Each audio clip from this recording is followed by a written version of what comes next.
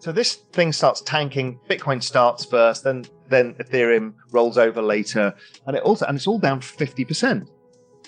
And I said, I've got this weight on my shoulders. I've got all of these people that have been following me. I have been telling them this, but it messes with your mind. And I pick out the one chart that matters to me, which is the adoption chart. Is anything that's going on with China and mining and this and that changing the adoption curve or not? No. So then, as you said, the relentless rise of technology continues. So, la, la, la, I can't hear it. So I turn around to my wife and I'm like, it's fallen 50%. Everybody's freaking out. And she just looked at me and goes, you are all so ridiculous. She said you should expect this. Now it's happening. Everybody's freaking out. And she just walked off and said, don't be stupid, and walked out of the room. And I'm like, yeah. Just, Twitter is somewhere sometimes, or Reddit, or whatever forum you're on, is sometimes your enemy. And sometimes you just need to turn that off. Now, it's been the same with investing in Amazon. Right? The reason Bezos is so wealthy is because he was probably one of the only people in the world who had Amazon shares from the beginning and never sold them. Because it went down 95%. Oh! In 2001-2. It's had several 60% falls. And it still made him the richest man in the world. This is what exponentiality looks like. And for people who are a little more savvy, there's a magic trick to everything to keep your sanity in this. Because this stuff goes like this, and then it does this. And you'll see there's like free charting almost on every platform now. TradingView, something like that.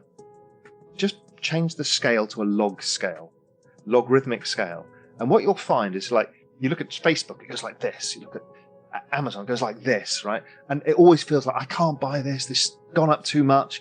That fear that you had at 52,000, right? But that's real. You change it to a log chart and it's a beautiful trend. And you realize it's all noise. And yes, those movements can be 50%, 60%. But it's just moving in that lovely little trend.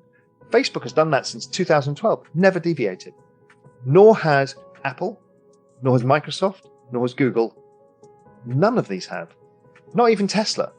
And nor has Bitcoin, and nor has Ethereum. They're all network effects, and they're priced in the same way. They're all exponential in nature, which we can't get our heads around until you put it on a log chart, and it makes you calm down. So normally a scale would go like a Bitcoin chart. Well, because it starts really low, it might start at $10, and then it's got to go up to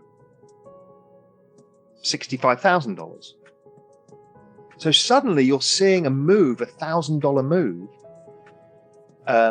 It looks small, but before it was big. So what happens is it squashes the chart because most of the price action has happened from, let's say, $10,000 to $65,000. So you keep getting this, looks like this all the time. So what a log chart does is change the scale where it doubles every measure. So it goes $10, $100, or it goes 10x, let's say. $10, $100, $1,000, $1 million. What that little trick does is smooth out all of this issue. So you'll get comfortable when you look at it, just to realize that, and look at the scale, look how it's changed versus the other scale. And you'll see from that, it basically compresses all of this. It's the same as if you used percentages. Because, a 5,000 point move now in Bitcoin is not the same as a 5,000 point move when it was at 5,000. It would have been 100%. And now it's not. Now it's like whatever it is today, 10%. So it's changing that. And that really, really, really helps. Ethereum's kind of like owning a part of the internet. It's, as you said, everybody has to use Ethereum, basically, that uses this crypto rails, unless you're just in the Bitcoin world. But everything that we've talked about, and everybody will have, even if you're not very familiar with the space, will have heard the term DeFi or NFTs or tokens. Basically, most of that is still being built on Ethereum. And as you said, the network. So what is this Metcalfes Law that you and I have referred to? Metcalfes Law it really started to become understood in the 80s, and then much more so as mobile phone networks started, these giant connected networks, right? Because digital technology allowed networks to connect. Before it's humans, we couldn't connect with each other in the same way. So networks connect with mobile phones. Suddenly they explode in value. All these phone companies, huge companies. And if you added them all up around the world, they'd be worth tens of trillions probably. We just don't even think of it in those terms because they're fragmented networks. Then the internet comes along, this free network, and everybody builds on top of it, and they create network effects. Like the most classic example is Facebook.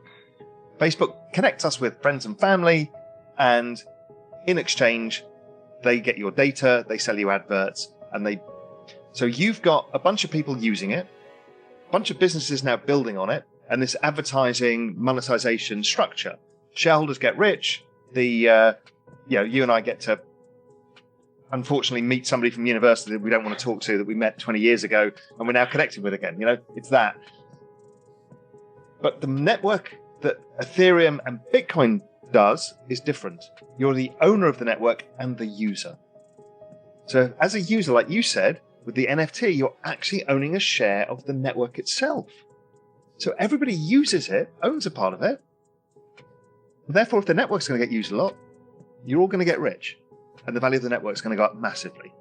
And the more people build interconnections, so the Metcalfes Law is not only just the number of nodes, i.e. the number of users, but how much they connect with each other. Well, you're seeing it because there's NFTs and there's DeFi and there's all of these applications, or the store of money aspect. These things all together, and then there's the linking of all of these, like Chainlink or some of these other protocols, Polkadot. They're linking all this ecosystems together. So I can send you $1 instantaneously, and we have no idea whether it went on Bitcoin rails, XRP rails, Ethereum rails. And guess what? We don't care. I promised you $1, you want to get the dollar instantaneously. That's interoperability. That's all coming. So this is what Ethereum is about. It's the magnitude of this network where everybody's developing everything on top of it, and it's scarce supply. So it's seeing an even faster adoption rate than Bitcoin now. For the reasons that seem pretty clear, because it has more use cases than currently the Bitcoin blockchain does. Doesn't mean Bitcoin blockchain can't in due course, but right now there's a lot more use cases in Ethereum. It's super exciting. This is going to sound weird when I tell you, but I'm actually risk averse. So I own a few properties myself, and I live in them, so I don't rent anything out. This is my bank, is lifestyle. So, and I like to live in nice places. So that I don't consider money that I'm investing or doing anything with. That's just buried in lifestyle. My shares in Real Vision, as an entrepreneur, they could be worth nothing. They could be worth gazillion. That's not part of it. So what really matters is your liquid net worth, the money that you've got available to invest. And I'm 100% in crypto. And I feel like I'm underexposed. So maybe I didn't start with enough cash that I should have had more in cash, as opposed to in real estate or whatever. But it's 100% and I feel massively underexposed. Now, why can I do 100%? Because I have income. I have numerous sources of income. So I've always got money coming in. If I lost, well, you're never going to lose 100% because I've got no leverage. So it could go down 80% and it'd be back to roughly where I bought it. So I'm kind of safe in this crypto space now. I can't really lose money. But I've got cash flow coming in. So even if I did lose it, it's not going to change my life. And in fact, cash flow coming in gives me an ability to buy at lower prices.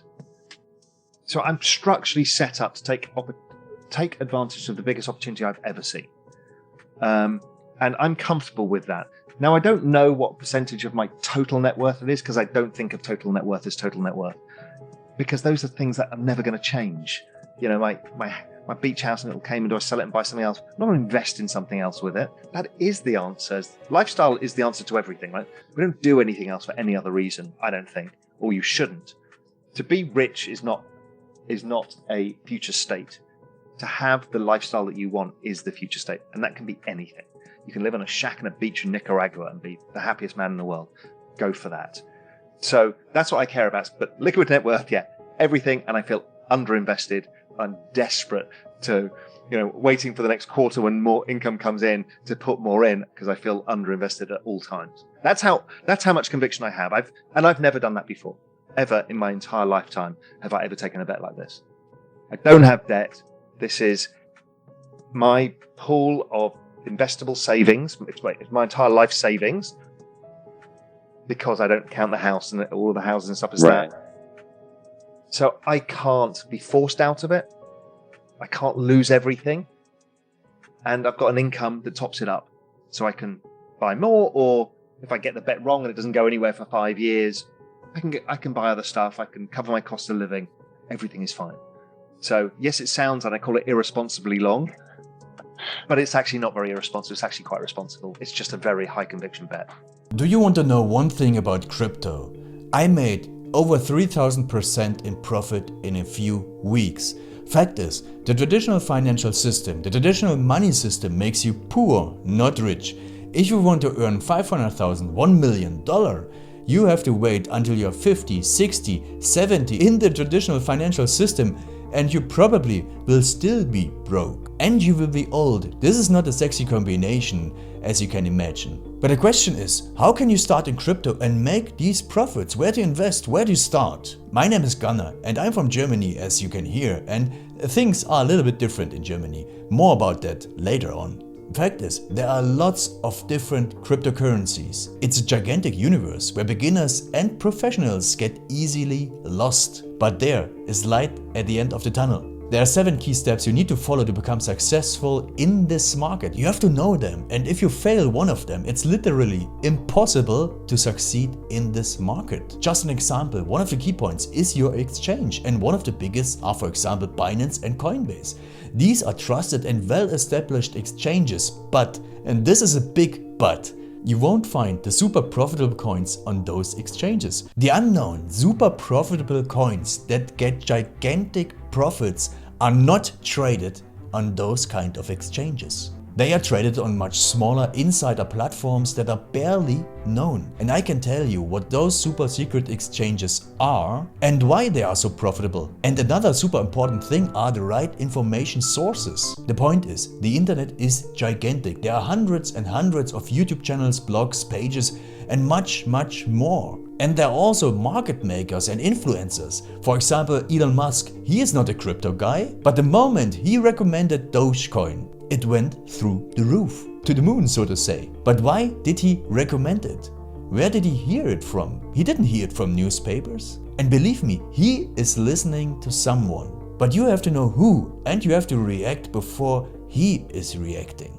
This is really important. And these are only 2 of the 7 steps you have to follow in order to be successful in crypto. And if you want to know all of these steps in much more detail, and if you want to have a comprehensive checklist, here's what you should do. There is a link below this video. Click on this link and you will get the opportunity to subscribe to my channel. Click on the link and you will see a video where I explain the next steps.